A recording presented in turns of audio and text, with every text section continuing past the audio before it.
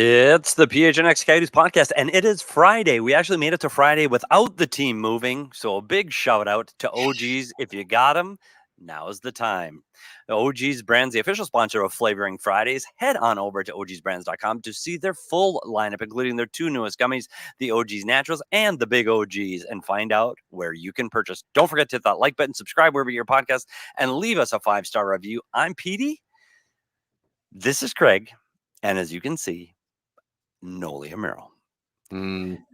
Yeah, I know, buddy. On a Friday, the Flavoring Friday, and no Leah Merrill to drive the bus, and there's a lot of serious topics to get to. This is not a good sign. So Leah Merrill is day-to-day with an illness, and hope to have her back soon. So hopefully she's resting and getting much better at home.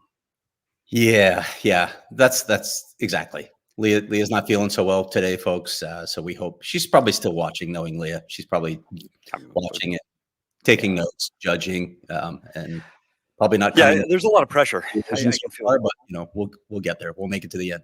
I do feel the pressure when Leah's watching. It's kind of like when you got that substitute teacher, you feel like you can get away with things, but like the real teacher is going to find out, and that's Leah. So I'm concerned. I'm even more concerned because we're going to talk about the arena. The funny thing is, 24 hours ago, we weren't going to talk about the arena. It wasn't the topic today. We matter of fact, we were having a hard time deciding what to talk about.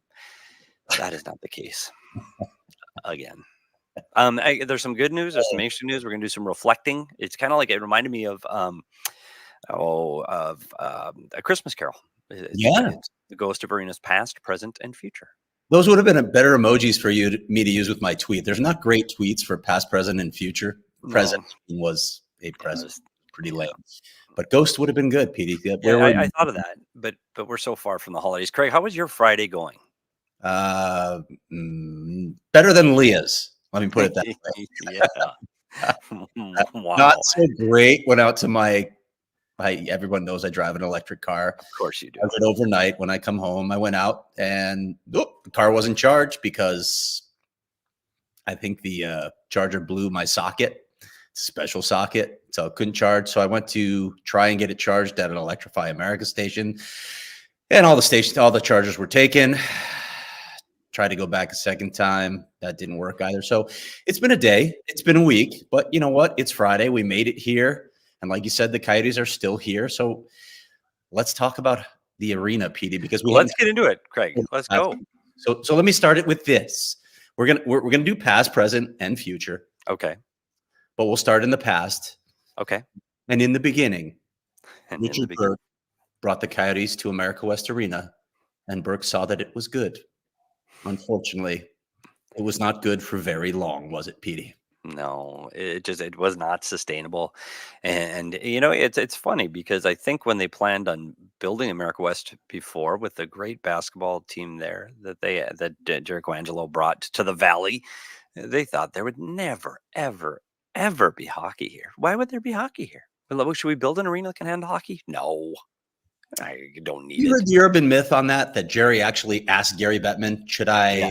Yeah. I've never heard it from you. I believe I've never been able to verify that one way or the other. That he was told that no, we would never move a team. No. Just like my columnist at the paper I was working. No, the NHL's not coming here. We're coming to Arizona. Well. And so, you know what? Those early years, there really was no option to play at America West. Jerry Colangelo welcomed them in with open arms, and it was fun. It was a great atmosphere. In 1996, 97, 99, it was great. The building, it was exciting. There was a fan base that followed the team. They were successful. They were in the playoffs every year. They had big name stars. They were winning. It was a corporate atmosphere. It was a business atmosphere. It was an after work atmosphere. The place was packed. It was really, really, really good. It was a really good product in a really good situation. Unfortunately, there were financially, it just didn't work. Yeah. It didn't work when you're sharing a building and you're not sharing the revenues. You don't have the parking, you don't have the signage, you don't have the ancillary revenues that you need to sustain a facility. And unfortunately, Burke and the Coyotes did not have that. Yeah. If you feel like taking a day to read a story, you can go back and read my 25-year anniversary story on the Coyotes that I wrote when I was writing for Substack that one year. And Richard Burke said it himself, the original owner of the Coyotes. Look, escalating payrolls, that's what changed the game. And it really has changed the game for the entire NHL. When you look around the league at teams that share an arena with the NBA, well, either the NHL owner owns the arena or he owns both teams. So they're not what I'm trying to say, and I should have said it initially, is there is not a tenant situation for an NHL team in somebody else's arena. The NHL doesn't want that because this league, more than any other of the four major pro sports in North America, is reliant on arena revenue for survival. So they couldn't get the revenue streams they needed. Richard Burke saw that they needed to move. We know they were trying to build at Los Arcos, the site of the old Los Arcos Mall in South Scottsdale. They were still in negotiations. Richard Burke didn't even think that was over, but he had a business partner named Steve Ellman.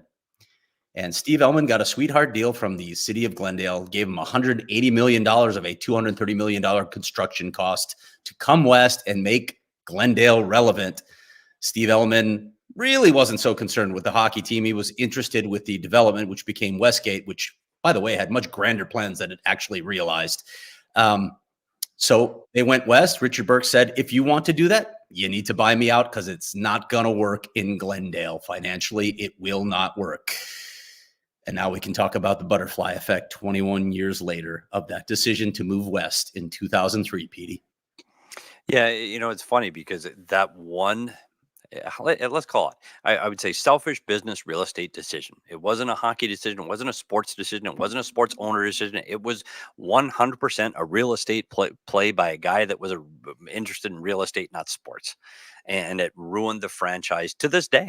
Like, honestly, that's the move that set all of these things in motion, because Richard Burke was right. This team needed to be in the East Valley. And when you talk about the Los Arcos location, and people talk about Scottsdale, talking about, near Scottsdale, Phoenix. Now, at that time, that's North Tempe. I mean, that's not like we're way south in Scottsdale. So this was closer to North Tempe. It's Northwest Mesa. The location was phenomenal at the time. And it wasn't a huge, it was a little bit of a real estate play. I'm not going to lie. There was some real estate in that surrounding area around that Scottsdale location. But for the team at the time, corporate sponsorship, season ticket holders, everything fit and worked there. And Richard Burke knew it, and he was right.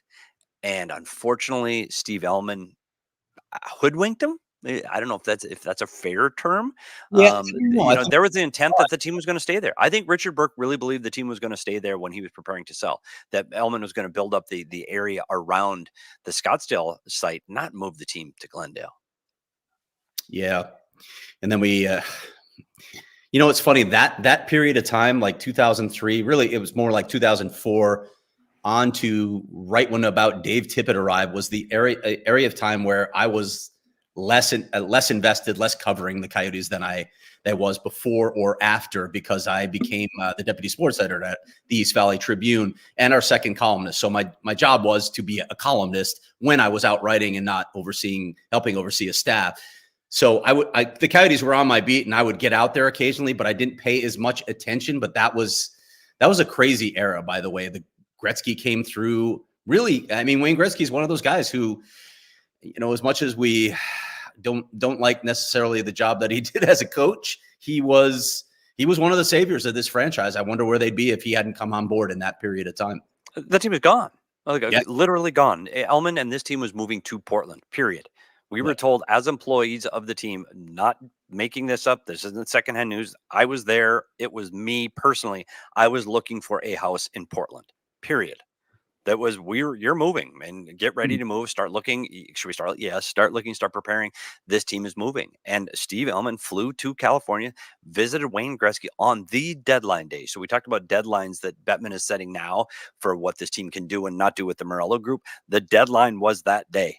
Wayne Gretzky came on board that night, just prior to midnight. And that is not a joke. That's real. And that saved the team. Wayne Gretzky putting his name and his stamp and some financial support into this team saved the team from moving to Portland. And there's no other way to say it. That Wayne Gretzky saved the franchise. No, people didn't like some of the outcomes on the ice when he was the coach, but without Wayne Gretzky, this team is not here in Arizona. It just isn't. It's gone. And this is another one of the second big moments. And I think the Richard Burke moving to the west of Glendale was one. That was one of the other benchmark moments for this franchise. Is Wayne Gretzky saves the day. Mm-hmm. And then, of course, there was Jim Balsillie, Jerry Moyes, and I love saying this name. Like, in fact, if we have the nightmare scenario where I spend my summer in court because this thing ends up in a legal battle, I'm going to look up Judge Redfield T. Baum and see what he's doing these days. He retired 11 years ago, but he oversaw that bankruptcy case where Jerry Moyes put the team into bankruptcy, wanted to sell it to Jim Balsillie, and they were going to move it to Hamilton, Ontario. So Hamilton, Ontario is the second city rumored to have taken the Coyotes. And I don't know if you'd say it's close because the NHL obviously did not want that to happen and did not like the way that Balsillie inserted himself into the process. But that is, if you're putting them in order, Portland, Hamilton so far. And, you know, I don't want to go through every shred of detail and all this stuff. Obviously, the NHL took control of the team. You can argue that other than Richard Burke, the league was the best owner of this team so far in the string of ownership groups. It's funny that 2009 when the bankruptcy stuff. And again, I want to insert myself into this because you've heard a lot of media people discussing how these things affected things. I was on the inside of this, and I was there the morning.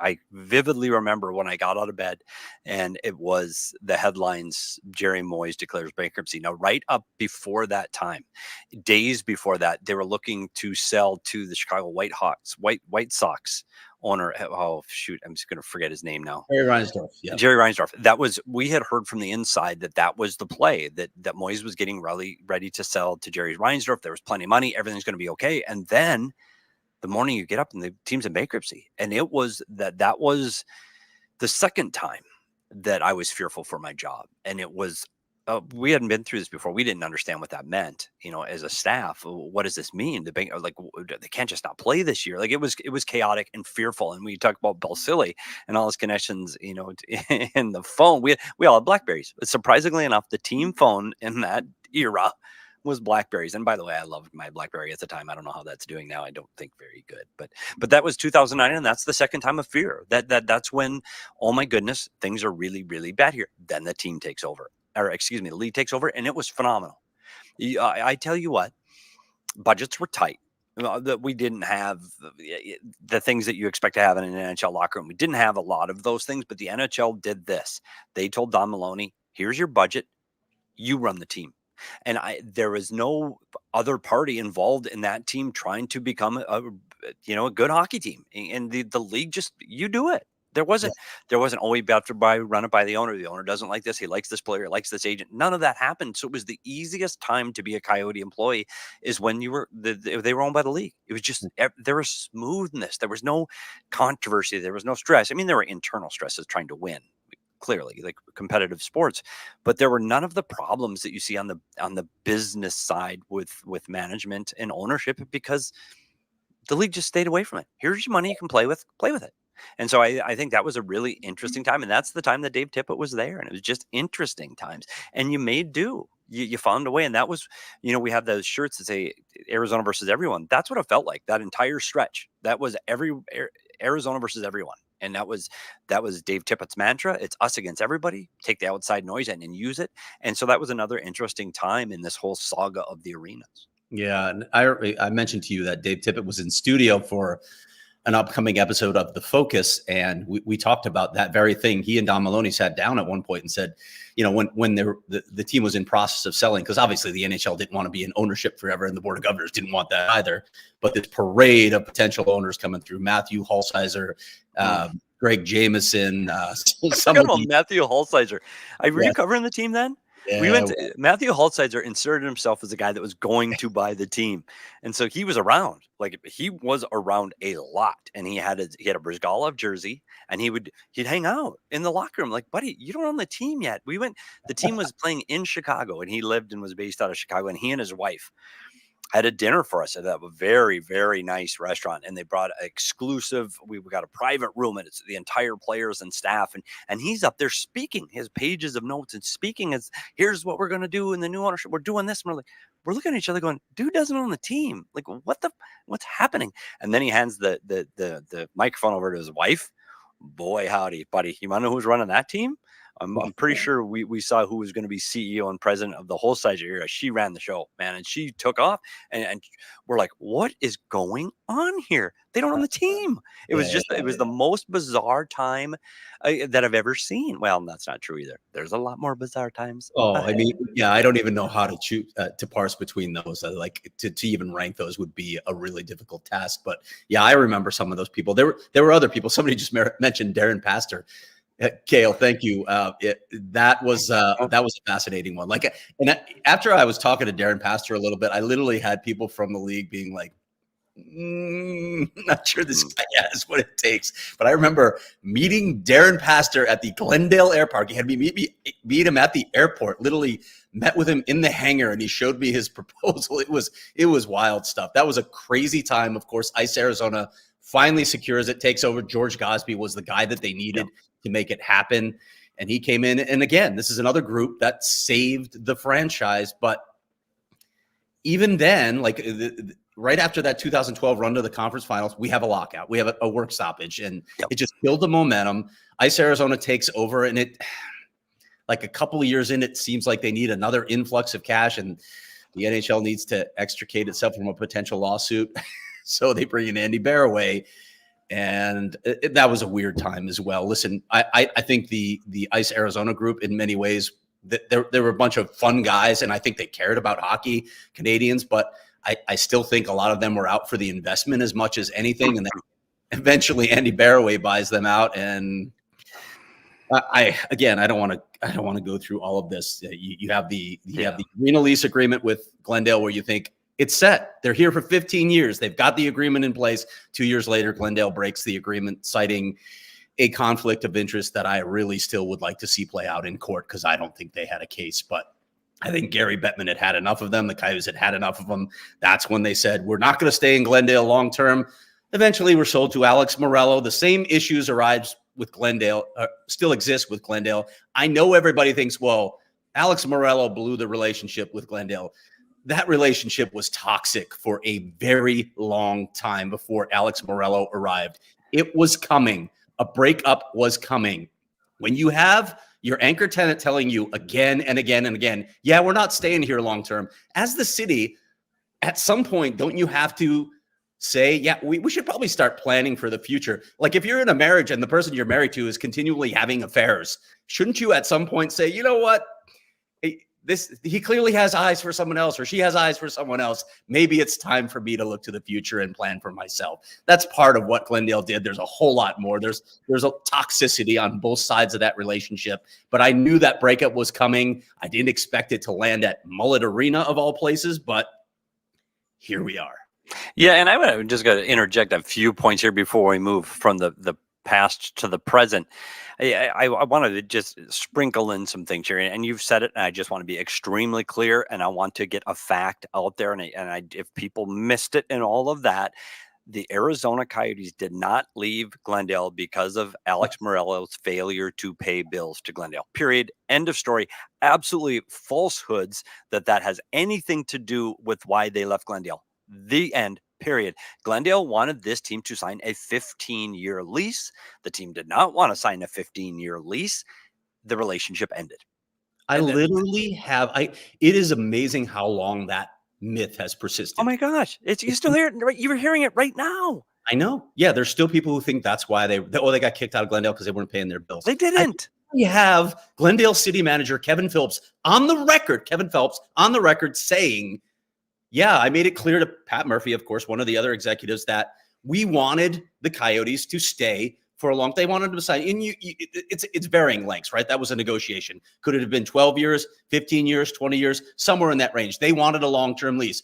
But if the Coyotes were not willing to sign that, then Glendale was going to move on. It was all about the Coyotes signing a long-term lease. Had they agreed to that, Glendale would have taken him back in a heartbeat. Kevin Phelps is on the record saying that. So seriously, shut up. Nothing to do with the Bills. Nothing.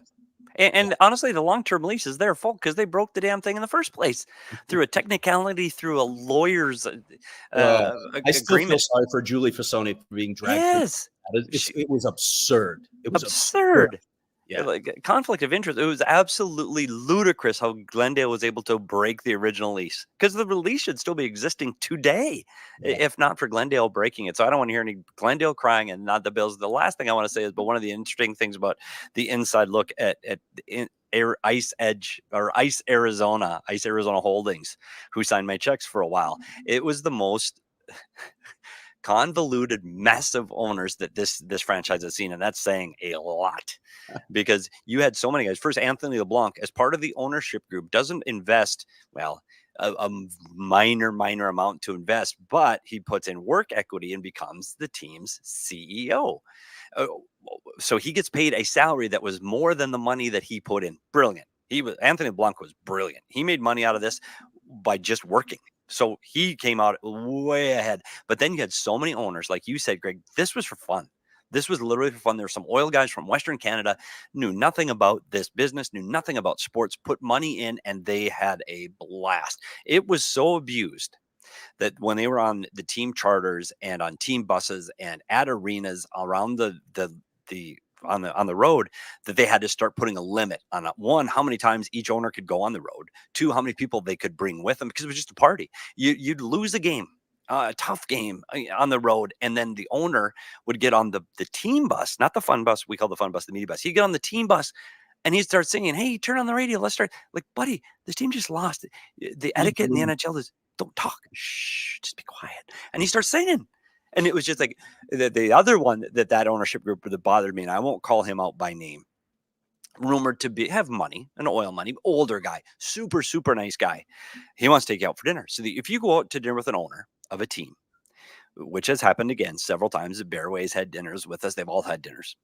And one thing that the owners are supposed to do when you take people out for dinner is you're supposed to pay for it. It's just kind of a thing. And you just, it's not even like, you don't, buddy, they pay for it. Like if a head coach takes out the trainers, head coach pays for it. When the owner takes out the coaches, he pays for it. I was with this ownership group. That's how, with little wherewithal and understanding they had of how this worked, we were picking up our own meals. And the worst part is they would take us to really fancy restaurants.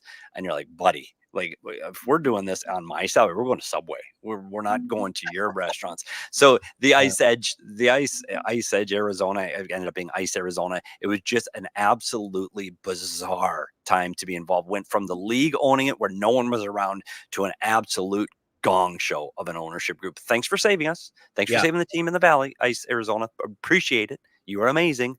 And again, they ran and they left with the situation much worse than they found it. And they all made their money and they all went home happy. And that's a point that I want to make. And even Andy Barraway, who still is, my understanding, they still have not bought out that 5% ownership stake, but he was a majority owner for a while. I will never forget, and I don't, God rest his soul, I really liked George Gosby. I really liked him. I loved talking to him. He was such a warm and engaging person, not a perfect human being. And I'm really sorry he's gone, but I will never forget the first comment when he called me after they had sold the team. The first thing he said is, "Craig, we crushed that investment." And I thought, yeah, that's your first comment after selling the team? Not memories or I wish them well, or we crushed that investment. And they did. It was about money. Money. It was about money. Yep. And that was. We'll talk more about that as we get into the future of what we'd like to see about owners. And now here's the moment that Leah is home in her sick bed. And this is the moment she's been waiting for. Because this is, as people know, when she's not here, I have to host and I have to do ad reads. So just prepping you. I have yet to read the Draft King disclaimer. We always have to play one. So I've got it. Read for you today? So here it is. Oh boy. Are you ready? So, Leah, Darken my buckle up, Buttercup, because here we go. We know hockey games move fast, but with DraftKings Sportsbook, an official sports betting partner of the NHL, you can score faster than anything happening on the ice. This week, new customers can bet $5 and get $200 instantly in bonus bets. And right now, San Francisco is still -2 versus the Chiefs, and the Oilers tonight, can they win 2 in a row? They're -278 on the money line versus the Ducks, and I think they may lose 2 in a row. So download the DraftKings Sportsbook app with code PHNX. New customers bet just $5 on the NHL and get $200 instantly in bonus bets. Only on DraftKings Sportsbook with the code PHNX. The crown is yours. And now it's time for the disclaimer. Gambling problem? Come to 1-800-GAMBLER or visit www.1800gambler.net. In New York, call 877-8-HOPE. New York, or text HOPE New York 477-369. In Connecticut, help is available for problem gambling. Call 888-789-7777 or visit ccpg.org.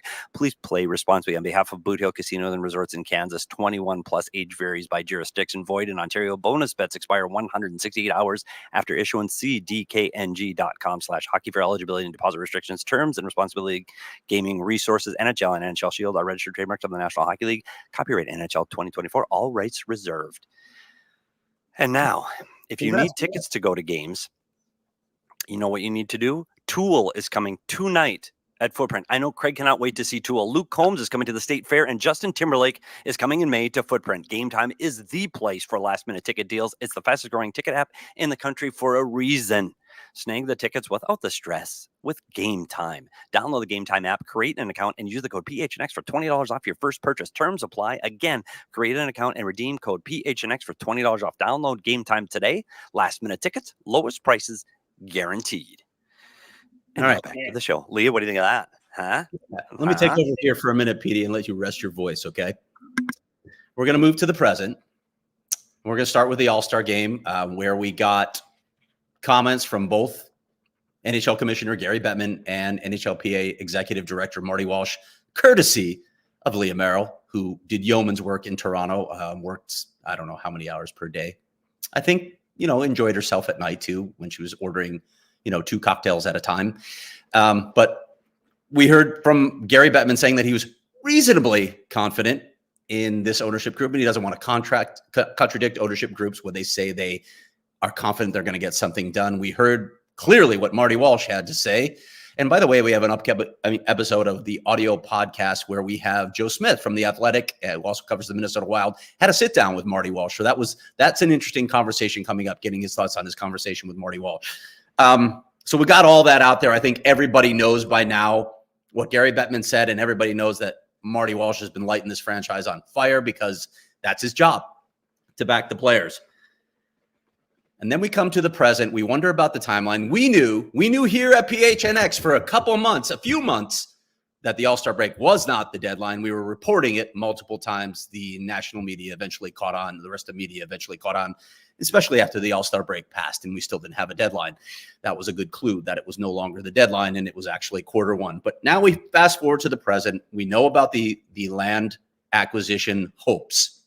The Arizona Republic ran a story with some details in it, looking at it, saying that they had officially applied. Javier Gutierrez has confirmed that. We got a little more news recently that they were going to. There was a meeting, obviously, yesterday, and people freaked out when it wasn't on the agenda. But as we were reminding people, sometimes these things can be done in secret. There's executive session. I've been around a few times in city councils where stuff is discussed in executive session that wasn't on the agenda, so knew it was possible. And in fact, that's what happened. They talked about a reduced plot of land, 100 acres instead of 200 acres in executive session. The Arizona State Land Department discussed it.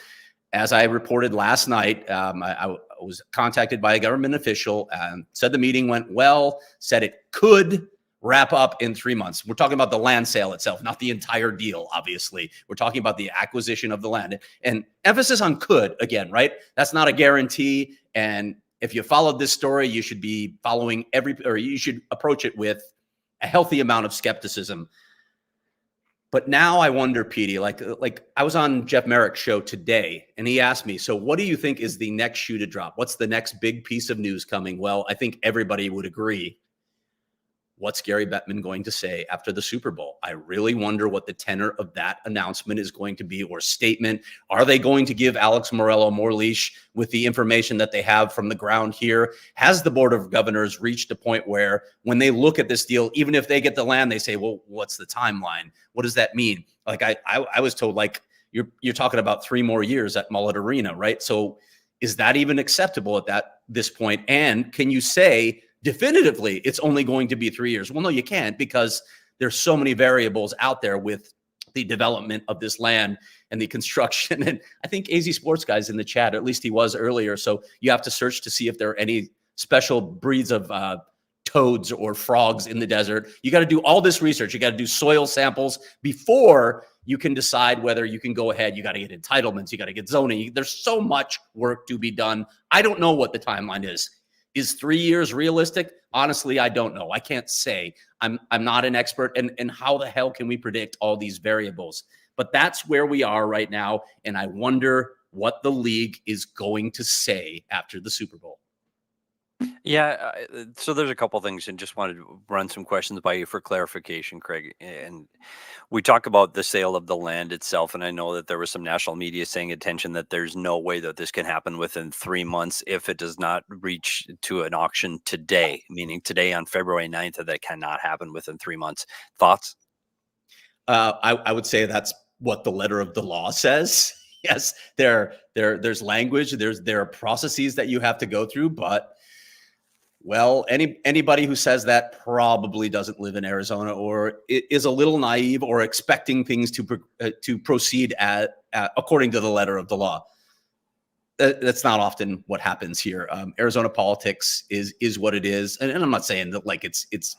Well, I am saying it's probably shadier than some other states. It definitely is. There's some things that happen here that just make you scratch your head. But yes, I do believe there's a way to fast track this. Without question, I believe there's a way. I'm not saying that's going to happen. I'm not saying it's going to prevent them from being opened up to scrutiny by certain groups. I'm not claiming any of that. But do I believe that this could be fast tracked? Yeah, I think that's a possibility here. And just say that it's not possible because of the rules in place.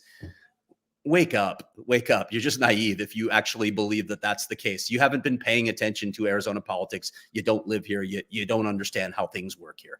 Another question, Craig, and this comes from the chat, Frank Walker. Is there a scheduling thing for an announcement after the Super Bowl? Why does he keep mentioning that date? No, there's nothing scheduled, but I think you'll see. I'm one of the reporters who've reported it. Multiple people have. Frank Saravalli has reported it. There are a couple other people that have reported that something is coming from the league after the Super Bowl. Again, I don't know the nature of what's coming, that announcement, but enough people are reporting that I think something is coming, unless the NHL decides, because there's all this media attention on it. Maybe they'll just wait a few weeks. I have no idea. So, but I do think something's coming from the league, because, you've heard all these national reporters like Elliot Friedman, Frank. I could rattle off a bunch of people saying the Board of Governors is fed up with this situation. I think that's an accurate read. I do not think that's an overstatement in any way. The Board of Governors are fed up with this situation. Is it in some ways, I don't know, unfair to the Meruelo group because they're just the latest in a long chain of disappointments with this franchise? Maybe. They've had their own chances as well, however, with walking away from a deal with ASU and then the failed Tempe vote. So they've had a couple opportunities as well. I understand why the Board of Governors might be frustrated. You certainly understand why the NHLPA might be frustrated at this point. One of the other things, Craig, you referred to the timelines of how long it takes to build a facility and the surrounding infrastructure. And I'm not arguing with you. I'm just bringing up some questions. This land doesn't need to be remediated. We talked about the dump and all of the effort that this land needed to go through in Tempe to become even able to build on. That's not the case with this land. And someone mentioned it is just raw desert. So I think that helps that process. Now, I know you talk about soil samples and all of the things that need to go for a sale of that from the state. I understand that. But when you look at Glendale Arena at the time was one of the fastest buildings ever built, and it was built in less than 2 years. Is it possible with surrounding infrastructure like apartments and hotels and restaurants and bars, that if the focus becomes the arena, that there could be something quicker than a 3-year timeline? That's an important distinction there, because I think people look at the grand plan here, and 100 acres is bigger than the Tempe site. And I've been told that the plan is in fact grander here. We'll see if that materializes. The plan was grand in Westgate and it didn't materialize. It was a smaller scale development. I expect no matter what happens on this development, that the arena will be the first structure that goes up. That's the plan. That was the plan before. The arena will go up first. But what I can't predict, Petey, is what sort of other, again, zoning, entitlements, soil samples. Hey, roads, infrastructures like Scottsdale Road and right? Pinnacle Peak can't handle it right now. They couldn't. Right. There's no way Pinnacle Peak from the north of that land and Scottsdale Road to the east of that land can handle any kind of traffic increases right now. They just can't. Like they're going to have to come up with that. 64th Street, which would be the west exit to that land, doesn't exist. There's an exit to nowhere, and you've been up there, you've driven it. There's a bridge that literally it's a bridge to nowhere and it stops. So there's going to have to be a lot of infrastructure to make this happen. Yeah. And again, this is at Scottsdale Road and the 101. It's at that corner. So that's where the plot of land is that are settled on. I want to answer a question here from R. Nunez. Can anyone explain why the team did not have a real plan B in place last year at the time of the referendum? If they had started the state trust land process, then they could have started construction. It's actually incorrect. They did start the process. In fact, if you look back at that AZ Central story, it reported that they started the process in June, 1 month after the Tempe vote failed. There's just... That's government processes, right? That's an example of it right there. You can see how slowly it moves. So they did have a plan B in place quickly. It's just you can't predict the pace of all these processes. There's a lot of variables, a lot of potential delays built in, and we haven't even talked about all of them. Do you think that's part of the reason? And we talked to Javier Gutierrez last fall, and he said expect something soon. And then as that dragged on, he said, well, by Christmas time, and then by the first of the year. Do you think that had to do with some of the expectations that some of the issues with the state and the government would have been cleared up sooner because they did get some of this paperwork in early enough in June, July? A phrase that he kept repeating to me: factors beyond our control. Yeah, that's exactly what this is. Yeah, they tried. They did everything that they could. But again, all these different variables that they can't control. What are you going to do? So when Gary Bettman...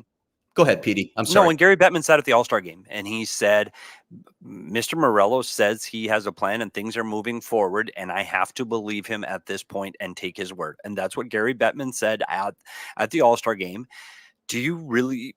And I don't know how we report this because you haven't talked to Meruelo or Javier in quite some time, but you have to believe that based on Gary Bettman's comments that there is a belief from the Meruelo group that this is still moving forward. Here's what I would say to that, and that may be the case. I don't want to read into Gary Bettman's statements too much, but he is very careful with his words. Yeah. He is an attorney. Bill Daley is an attorney. They are very careful with everything that they say. They don't want to create any sort of acrimony with Alex Meruelo. If it comes time where they need to force a sale, where they want to take this team from the Meruelo group, they don't want to create any ammunition in a potential legal battle. They'd love this to be as amicable as possible. So right now he's going to stand by him. Again, I wonder what he's going to say after the Super Bowl, if they're going to give him more leash or not. But I think they're being very careful with all of their words that they choose right now. You just don't want to create any sort of tough situation if you're trying to force a sale. I know you got to get to an ad read here, but when we're talking about the difficulty of forcing a sale, I think Richard Rodier's tweets yesterday really shed some light on this. And I'm not saying that's definitive. I don't think Richard would say that either because he's not privy to everything. Go ahead. Before you continue, because I think that's an important point, tell Richard's connection and who he is. And for those that don't know who this person is, it's just some random person on Twitter. That's not the case. No, with the PA, he's an attorney. He's got a lot of sources around this league.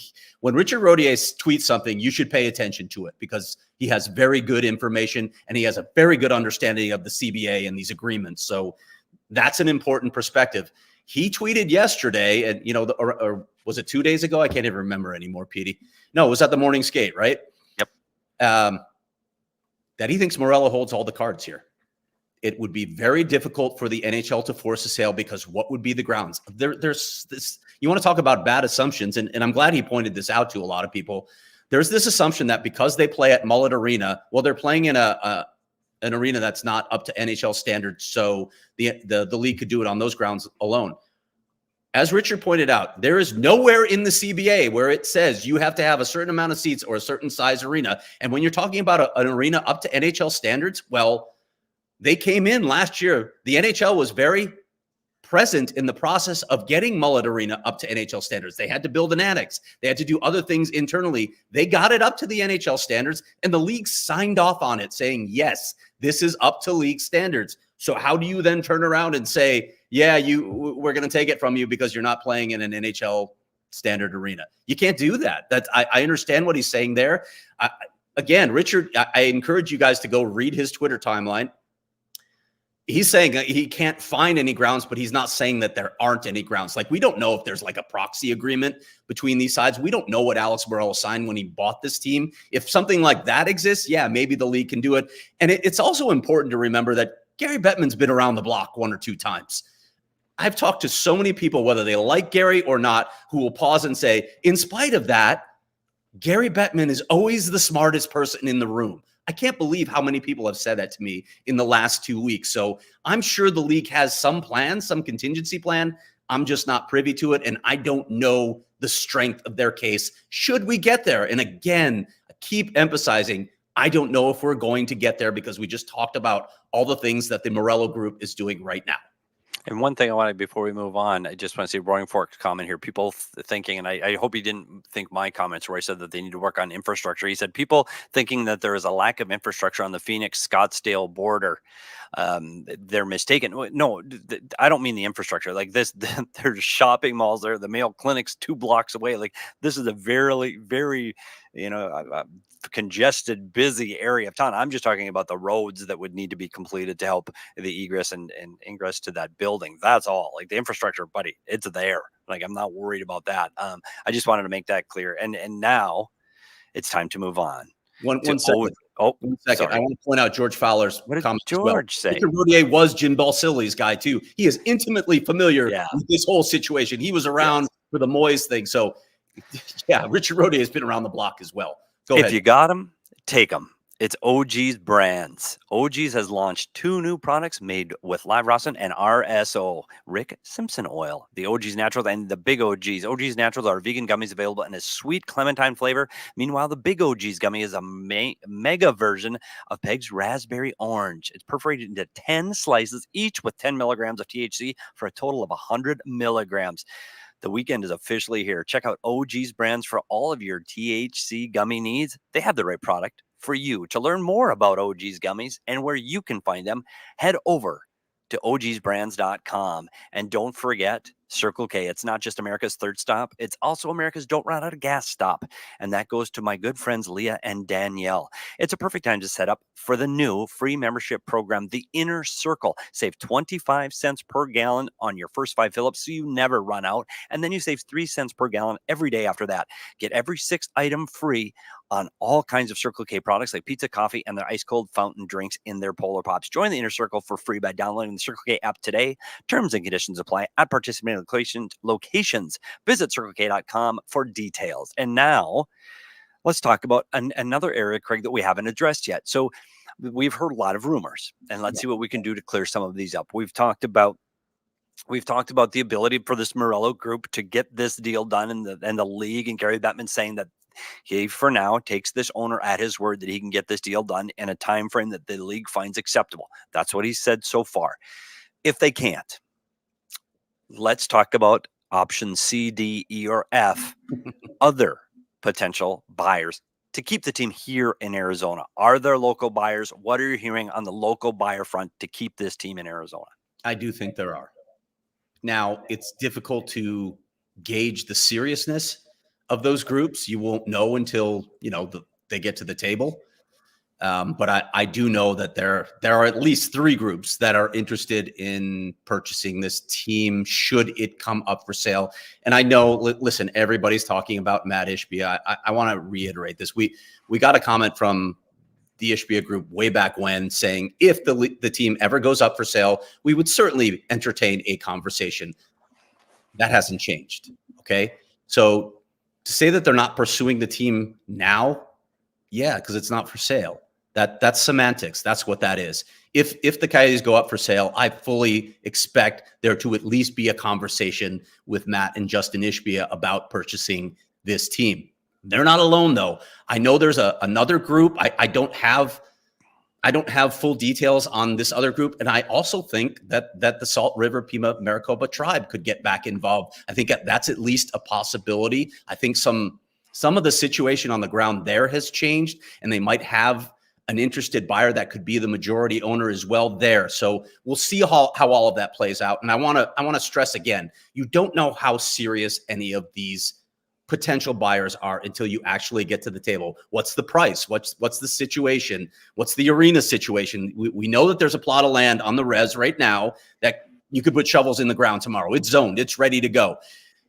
If Matt Ishbia wanted to buy the team, he'd have to do some work downtown to get Footprint Center ready to host a hockey team. You know, people are like, there are portable ice plants, and that's true. That could be a solution, but they made further incursions into that lower bowl when they renovated it. There's no locker rooms. There's more work to be done there. And, you know, I heard a conservative, I should say conservative. One estimate I heard was $200 million to get that ready for NHL hockey. I don't know if that's accurate or not, but I was told that by a couple sources. There's plenty of work that he would need to do. So I'd wonder about how that would all play out. Could you, in fact, even get that done in one summer, or would the Coyotes stay at Mullet for another season? I don't know how any of that works.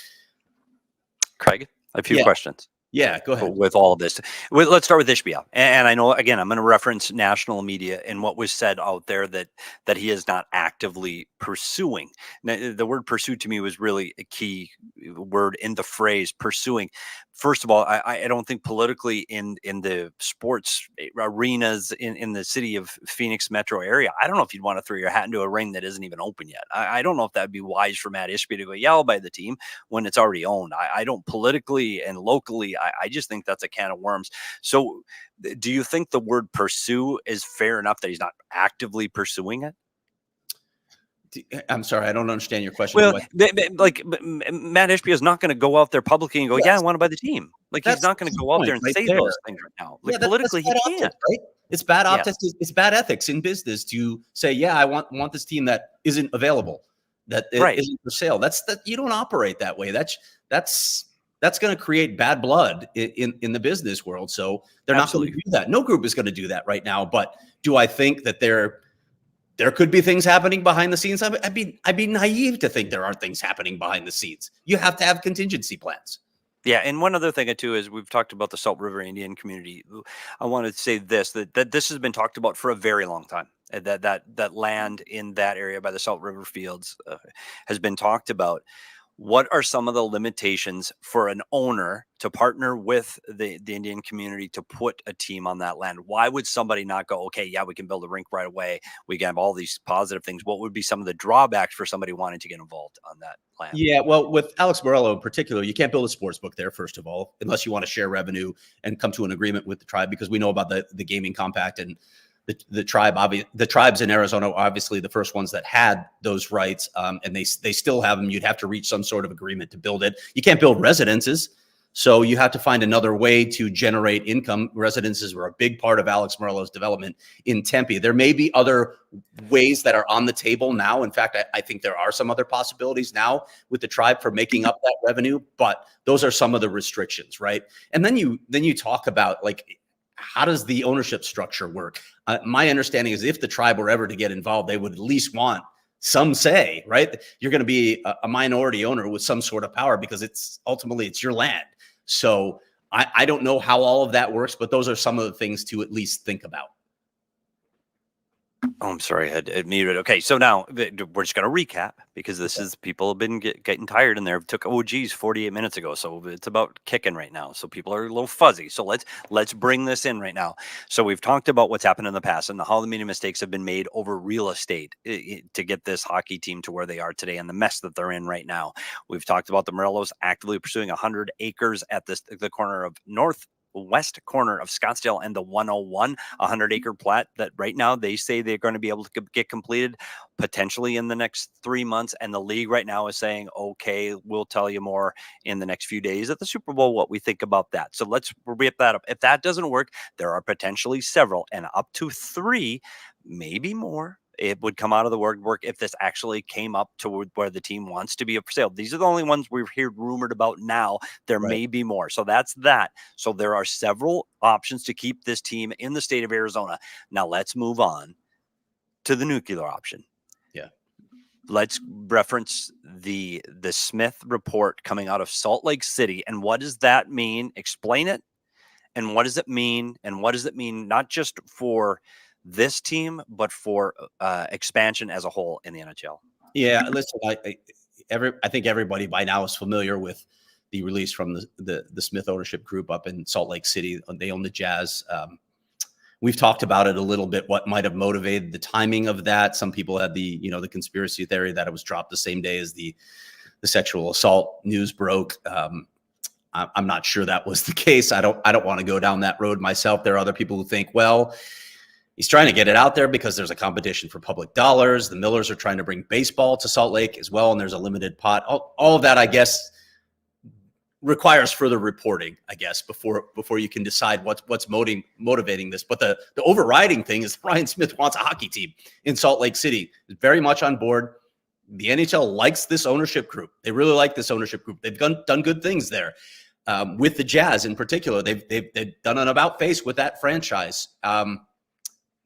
They've got an arena right now. They hope to build a new arena in conjunction with the Olympics, which would come in 2030 or more likely 2034 if they win the bid. There's a lot of talk that they probably will win the bid in 2034. We'll see about that all. It's still conjecture, right?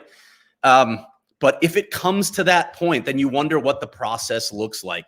Can you, again, going back, can you force the sale from Alex Meruelo? How do you do that? Okay, then what sort of money do you have to get Alex Meruelo to satisfy him where you can make this move? And then what is the sale price? Is it, how high does it rise? I don't know. This is a lot of this is just speculation, Petey. So I'm almost uncomfortable talking numbers, but I wonder, like, when you look at that, how badly that group wants a hockey team, I guess the question for me is, if you have to pay X amount to Alex Meruelo to satisfy him to move on from Alex Meruelo, does that price rise too high for anybody but the Salt Lake City ownership group? Does Matt Ishbia want this at a high price? Elliot Friedman touched on this in his 32 Thoughts, the lead to his column recently. Matt Ishbia wants it on his terms. I believe that. What are his terms? What's the price at which Matt Ishbia will say, you know what? I don't need you that badly. I own the Suns. We're in good shape. This was intriguing to me up to this price, but I'm not willing to go beyond that. I don't know what that threshold is. I don't even know if there is a threshold or if Matt Ishbia really wants this team should it become available. But that's something to think about as well. Is Smith willing to pay a higher price to get NHL hockey to Salt Lake City? Yeah, so to sum all that up, there are, and I'm trying to be clear because I think there's so many misinterpreted comments that are happening out there in the Twitterverse and online. To be clear, you, PHNX, no one is saying that this team is absolutely 100% not moving to Salt Lake City and not happening. What is being said is there are several steps, including Meruelo, including alternate buyers here in the state of Arizona, that have to come before such a drastic option like that were to occur. Yeah. And I want to, I guess what I would say more than anything, Jeff Merrick asked me this today, like, if people asked you, what do you think is going to happen? What would be your answer? My honest answer is, I don't know. And if anybody is out there hollering that this is happening or that's happening, honestly, like, you're a liar. You're a liar. You don't know. There are way too many variables involved here for anybody to predict what's going to happen. Gary Bettman doesn't know what's going to happen with this situation. Yeah. Some troll on Twitter certainly doesn't know. And I don't think any of us who are being honest as reporters can say definitively either. I just don't know how it's going to play out. There are way too many variables. So unfortunately, as always, we just have to wait and see. And I hate to keep hammering these things home, but because apparently people don't listen, because I know you've reported this stuff ad nauseum over the last several years, to be honest. So I want to be clear. At this point, on February 9th at 3 o'clock Arizona time, Gary Bettman doesn't know if this team is leaving. Alex Meruelo Sr. does not know if this team is leaving. Katie Hobbs, the governor of Arizona, does not know if this team is leaving. Ryan Smith of the Smith Group in Salt Lake City does not know if this team is leaving. Right. And clearly, no reporter in North America knows that this team is leaving. Is that a factual and fair statement? Absolutely. Okay. Absolutely. And can I make an apology to those in the chat who are involved in Arizona state politics? I don't mean to cast aspersions on an entire group. I don't like generalizations. I don't like throwing blankets. I've seen some things. My wife worked for state government. She still works with state government. I've seen some things that I don't like, but there's a lot of good people in state government. I have friends in state government. I know people in state government. So apologies if I offended the entire group. Did you offend people, Craig? That's not like you. Well, I have a tendency to do that, I think. Okay. Well, now we're not going to go down this. I'm gonna switch gears a little bit, and I know there's a list of recapping all the rumored sites. We've done that before. We've talked about all the teams. We even touched on a little bit earlier in the show. There are so many. If you want to do it in a sentence, Craig, you may do that now. All the cities? Oof. Can you do it? Okay. Portland, Hamilton, Quebec, Winnipeg, and I don't know the order of these necessarily, so I'm just going to throw out the other cities that I've heard. Kansas City, Atlanta, Houston, Vegas, Seattle, Salt Lake City, and I am forgetting one because I know there's 10. I forgot. That's pretty good. That's pretty good. And I'll tell you this from someone, and this is the other part that I just put my little soapbox for just a few seconds from people that are reporting this, or you see people on Twitter that move this poverty franchise already, and they literally have no skin in this game whatsoever. Like I truly don't understand what a hockey fan in Moose Jaw gives a shit if there's a hockey team in Arizona. I just don't understand the hate. I don't get it. I really, if the players want to complain, they don't want to play in mullet, and I don't mean these players, I mean league. Fine. If PA wants to complain, fine. If fans want to say, "Gosh, I wish it was a bigger atmosphere," fine. But if you're just a hockey fan that doesn't even watch this team on TV, could care less about theirs, what does it matter? I don't check the attendance numbers in Ottawa and Florida and Carolina every morning. I don't care. You turn on the TV and you can't tell me watching a game in Mullet Arena on TV is any different than watching a game in Toronto on TV. They're on TV. So I don't understand the hate. Like I just, if you have skin in the game and you're involved here, boots on the ground in Arizona, fine. Then have a comment. Everybody else, just relax. There's people's livelihoods that are at stake here. There's families. There's kids that are going to school every day. There's players and their families. There are so many people involved in this that just, why do you have to hate on them? I please stop it. There's just no point. Let the process play out the way it is supposed to play out, and then hang in and root for a team. And if you don't want to root for the team and you want to root against them, root against them. All good. This is sports. That's what you're supposed to do. But stop hating on the organization. I wonder, Petey, I had this conversation with 3 people at the arena last night, 3 separate people. I wonder, especially in social media, right? I don't think these same conversations occur if I'm looking you in the face. I don't think people behave the same way if they have to look someone in the face. They have to have better manners at that point. But I wonder why on social media, people's default setting is that hate instead of, geez, I really feel sorry for these people. This sucks. This is a tough situation. Yep. Why is hate the default setting instead of empathy? I don't get that. That's a disturbing reality. Feel bad for the fan base. Can you believe what those players have gone through over the last 20 years? How terrible. If that's the team you root for, that stinks. Okay. Yeah. Yay. I just, please stop. I don't understand. I honestly don't understand where that comes from. I don't get it. One thing I want to touch on, Craig, before we move on, is we've talked about people that like it here, don't like it here, who it affects. It absolutely affects the players, because the players have to play in that arena. The players have to be a part of this community. The players have to be part of this wonderful state of Arizona. What are you hearing from the players? Well, here's I had a story, and I had a quote from Alex Kerfoot about, how they just have to push that aside. And honestly, every season is year to year when you're in this league. And it's true. When I started talking about this, the players who are on expiring contracts or moving on in their careers, there's some people where you get it. Okay, it's not as big a deal to them. But when we're talking about the core of this team, I can tell you to a man, they want to stay in Arizona. They don't want to go to Salt Lake City. They don't want to relocate. I know because I've asked them. And in fact, one of these quotes, I know Danielle has a little clip ready to run, but I know that the entire core feels that way, but they just want an arena. They want a solution. They're tired of this. And you can say, well, you got to block it out. You're a professional athlete.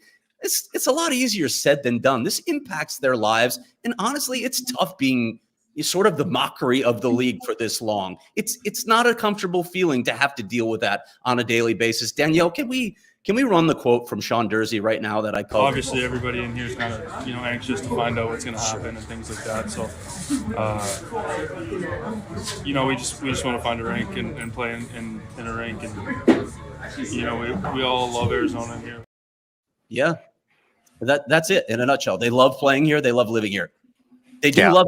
A lot of players love Arizona. They want to be here. They just want a reasonable solution. So, and again, going back to what you said about staff and families, this affects people's lives. So maybe take that into account. Again, maybe try and change that default setting in your head from hating and mocking to empathy. Maybe we'd all just get along a little better if we had that default setting instead.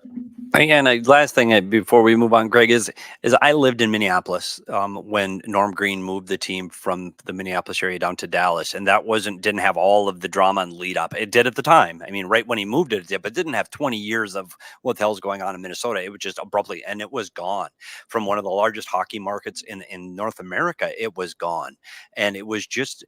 You didn't hear the hate of people. Oh, Minneapolis stinks. They're a terrible hockey market. Nobody said that. I think you did see the empathy when it came to Minnesota. Oh, it's too bad they lost their team. It's too bad they lost their team in Minnesota. I don't know what the differences are here in Arizona for that. I just don't understand where the vitriol comes in for a team that really, it should be of no consequence to anybody else but us. Yeah. Enough said. And while we're at it, it is Friday. It's time to eat. I don't feel like cooking because now I'm grumpy and the show's gone way longer than our normal show. So I don't have time. So you know what you can do? You can put the fun in your meal fiestas with some Burros. Some Burros, family owned and operated, and was voted America's most loved Mexican restaurant. Try their mouth-watering red and green chili, beef mini chimneys, homemade taquitos, chips, fresh guac, and their famous hot sauce. With locations throughout the valley and Flagstaff, you'll never be far from delicious, time-tested, Sonoran-style recipes lovingly prepared since 1986. And they are our favorite of our producer, Danielle, who, by the way, if she stops going to some Burros, they may go bankrupt. So make sure you come check out their newest locations in Goodyear, Peoria, and I-17 in Jomax, or visit someburros.com to find one near you. And don't forget, the big game is almost here. Let Some Burros cater your next meal, big or small. Order online to find one near you by visiting someburros.com. And here's one I'm really excited about is the Arizona Lottery. The lottery is introducing a new unique ticket promotion called Arizona Adventures. There are 3 ways to win, and I saw the commercials today, and it's a fun commercial, so check it out. 3 ways to win. 1, buy the lottery tickets featuring iconic landscapes of Arizona, Picacho Peak, Monument Valley, and Camelback Mountain. Prizes up to $50,000. Then you can also actually go and become part of the adventure in Arizona, and you can go to geolocated spots in 10 destinations across the state of Arizona, from Flagstaff to Yuma, from Sedona to Prescott, and everywhere in between, like Jim Thompson Trailhead in Sedona, the Lost Dog Watch at McDowell Sonoran Conservancy in Scottsdale, or the East Wetlands Interpretive Trail in Yuma, Arizona. And there are others. Visit www.azadventure.com for details and directions. Check in at those destination coordinates on the website. And the third way to win, enter your tickets online for a chance to win $1 million in cash and Arizona travel prizes. The Arizona Lottery is not just about playing games and winning prizes. It is also about giving back to the state and its communities. Take an adventure with the Arizona Lottery. Visit azadventure.com for more information on how you can take an adventure with the Arizona Lottery and for a chance to win $1 million in cash and Arizona travel prizes. Craig, what do we expect next with the arena drama? Well, as I mentioned, we're going to get some statement from the league. We'll find out the tenor of that. And then we just wait for this process to play out now with the Arizona State Land Department. We'll see if, in fact, it is going to be within that time frame or if there are more delays. We'll see how patient the league is. As always, stay tuned to PHNX Sports, where we will cover it as best we can. I want to say this as a reporter. I'm working hard. I'm trying to talk to as many sources as possible. I'm trying to get accurate information. Sometimes I may not. Sometimes somebody may mislead me or have a bad piece of information. I'll try to vet every piece of information I ever get, but I'm not going to say I'm going to be perfect either. I would ask, I understand that we're frustrated sometimes with national reports. Those guys bust their ass as well. They do. They bust their asses as well to try and get accurate information. So again, try and come at this with an approach of respect. If we make a mistake, I'm going to admit it. I'm going to let you know. I'm going to correct it. Hopefully everybody else will do the same, but we're trying to give you as much information as we can. And I'm going to continue to really work hard at this story to provide updates and give you a sense of what's happening behind the scenes. And that's a really good statement. Follow PHNX, follow Craig S. Morgan. If you want to know what's happening with this arena situation, this is the closest reporter to boots on the ground of this situation in entirety of North America. So if you want to know what's happening here in Arizona with their politics, with their ownership, what's going on here, the best place to get it from is Craig Morgan. I want to make one statement before we wrap up. We've talked a lot about owners, and I want to make this statement just about owners in general. Unfortunately, there have been so many ownership groups that have come through this Arizona Coyotes franchise with one intention, and that is to build a real estate empire and to build ancillary products and not as concerned about sports. The ones that are concerned about sports and the true interest of winning are owners like Bill Foley that put up not only is say that you want to win, you put your money where your mouth is and you create a product that wins. And that's the ownership that you want to see happen here. And let's hope Alex Meruelo can be that owner. And maybe once, yep, Jerry Colangelo. When you put your money where your mouth is in the attempt to win, and I understand the revenue streams have not been here for Alex Meruelo to take that approach yet. And if the new arena comes to fruition, then maybe we can see that plan finally take hold here in Arizona, where he truly wants to put a winner on the ice. So let's stay tuned to this. Make sure you stay tuned to PHNX. I see I'm going to make it through this. We're at over an hour. My mouth is only an hour, and the OGs is definitely kicking in. Make sure you subscribe to the PHNX Coyotes podcast, wherever you get your podcasts, and leave us a 5-star review. Then subscribe to the PHNX YouTube channel so you don't miss any of the hockey content from PHNX. Then follow the show on Twitter at PHNX_Coyotes. Follow Craig Morgan at Craig S. Morgan. You can follow me at S. Peters Hockey. Follow Leah Merrill, who is still under the weather, at Leah Merrill. And the magic behind the Mac, follow Abraca Danielle. Thanks for tuning in. We'll see you tomorrow on the PHNX Coyotes post-game show on YouTube after the Nashville game. Until then, have a great Friday, and we'll see you at the rink. We all silly like the mayor.